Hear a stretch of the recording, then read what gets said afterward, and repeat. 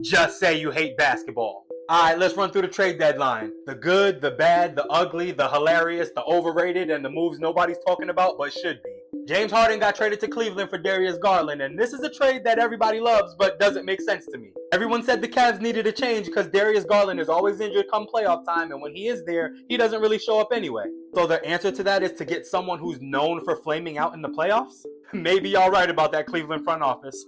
Anthony Davis is heading to Washington to team up with Trae Young. Oh, and D'Angelo Russell went too, which we knew because, obviously.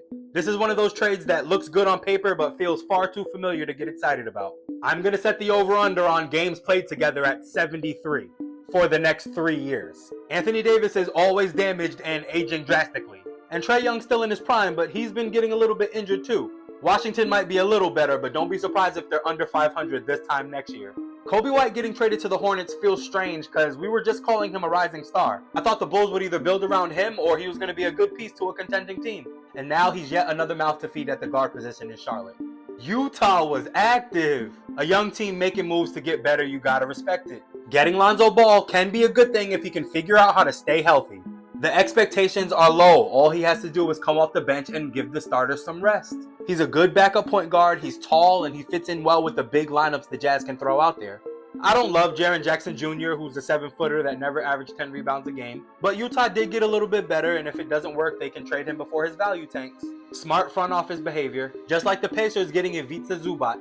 This is one of those under-the-radar wins that we're not going to see pan out for a little bit. When Hallie comes back, this team is going to be right back in contention. Zubac does real center things and will more than make up for missing Miles Turner. And one of the biggest moves of the trade deadline is Nikola Vucevic going to Boston. Now, I've been saying this for a couple months, but I always felt like if Jason Tatum came back from his Achilles injury like Dominique Wilkins did in 1992, the Celtics could win the championship this year. That was before this trade, so if Jason Tatum can come back and look anything like his former self, look out for the Celtics. And it's about time the ticking time bomb that is the Jonathan Kuminga trade has finally went off.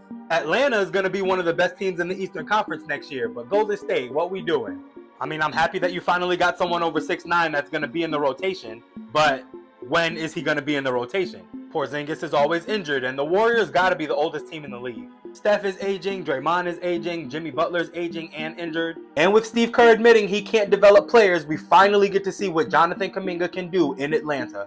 And speaking of the Hawks, they got to be the trade deadline winners. They traded away Trae Young, which was their main problem. They traded away an injury-prone big man for a young, budding superstar with a chip on his shoulder. Y'all know Kuminga coming out the gate hot. He got something to prove.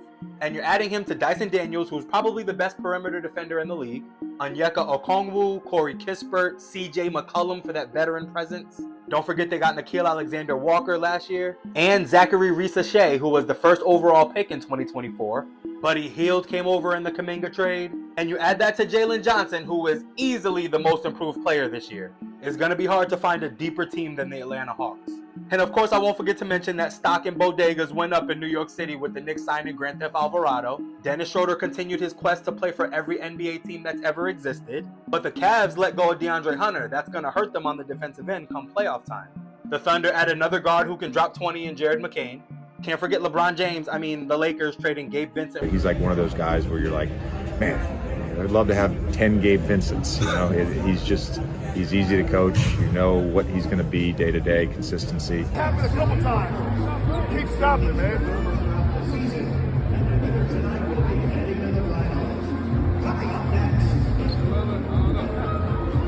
For Dalton Connect, I mean Luke Kennard. But hey, at least the nicknames will be cool even though you don't put mayonnaise in Tres Leches. And definitely one of the sneakiest moves was Minnesota getting Ayo Dosunmu from Chicago. He's explosive, he's going to give you about 15 a game, and he can guard anybody. And this is big because they didn't blow up the roster chasing a superstar like we all wanted them to. They just added a very good basketball player. The kind of basketball player that you need to defend SGA and Luka when it comes playoff time. He definitely makes them uncomfortable, and he provides depth, defense, and composure. It's a great move. Those are the real takeaways from the trade deadline. Some flashy trades, some quiet wins, a couple disasters. If I'm missing something, hit that follow button and let me know in the comments. But if you think James Harden is going to save Cleveland,